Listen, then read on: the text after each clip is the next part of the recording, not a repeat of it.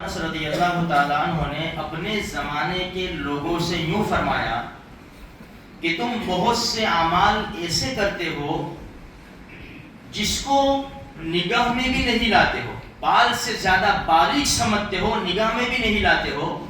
ایسے کاموں کو ہم اللہ کے رسول صلی اللہ علیہ وسلم کے زمانے میں مہلکات میں سے سمجھتے تھے، یعنی ہلاک کر دیں گے، ہم ایسا کریں گے تو ہم ہلاک ہو جائیں گے۔ دیکھو میرے بھائی، حقیقت میں اندازہ لگاؤ کتنے ایسے کام ہیں کہ پیشانی کے اوپر بل بھی نہیں آتا، ایسا احساس بھی نہیں ہوتا کہ میں نے گناہ کیا۔ ایک نماز لے لو، نماز کوئی چھوٹا موٹا گناہ نہیں ہے، یہ تو بہت بڑا گناہ، حقیقت میں ہلاک کر دینے والا گناہ۔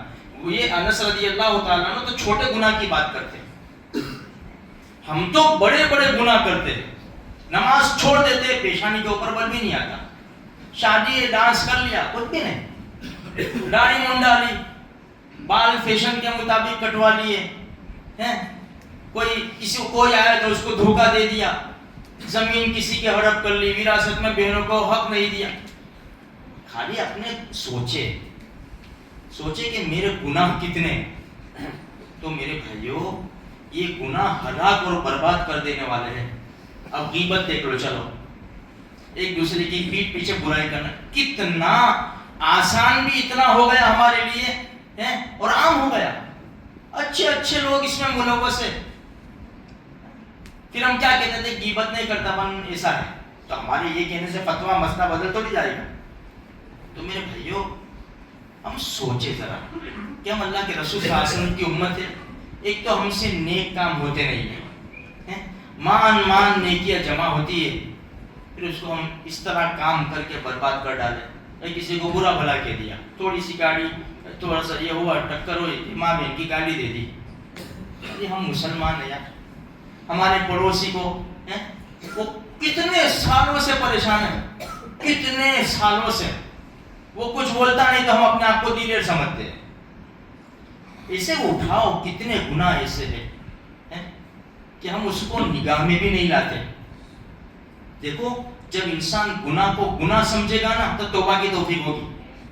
جب انسان گناہ کو گناہ ہی نہیں سمجھتا، بھائی نماز چھوڑ، نمازوں پہ نمازیں چھوٹتی چلی جاتی ہے، ہم توبہ کرتے اللہ سے، 20 سال سے داڑھی منڈا رہے، اللہ سے توبہ کرتے، 10 سال سے فیشن کے مطابق بال کٹا رہے، 20 سال ہو گئے کسی کا حق کھا رہے، ہم لوگ بہن کا حق کھا رہے، احساس ہی نہیں ہے تو توبہ کی توفیق کہاں سے ہوگی میرے بھائیوں؟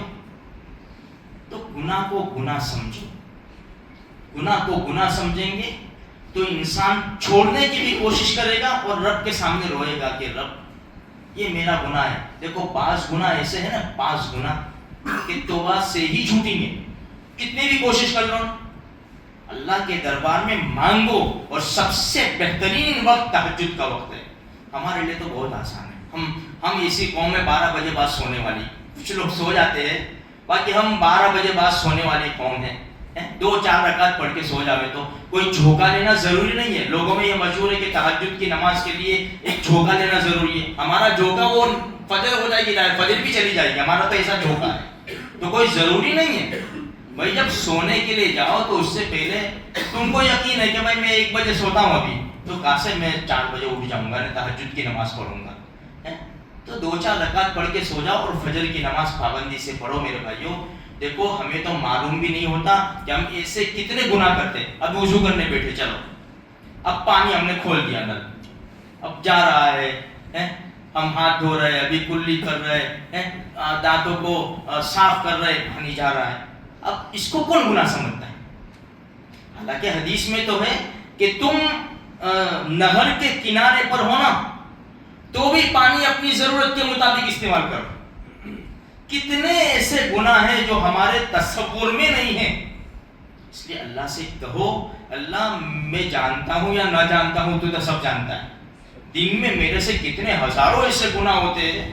اب یہ آنکھیں غلط دیکھتی ہے، کان غلط سنتے ہیں، زبان غلط بولتی ہے، ایک کھوپڑا ہے نا غلط سوچتا ہے، کیسا سوچتا ہے، ہم سب جانتے ہیں، ہم سب جانتے ہیں، جیسا آنکھیں دیکھے گی ایسا یہ سوچے گا۔ اب یہ فیصلہ کرنے کے اوپر دل بالکل تیار ہے کہ جب اپنے فیصلہ کر ڈالتے کہ ایسا کریں. اللہ کے ذکر سے یہ سب کی طاقتیں ٹوٹے گی. نفس کی طاقتیں اللہ کے ذکر سے ٹوٹے گی.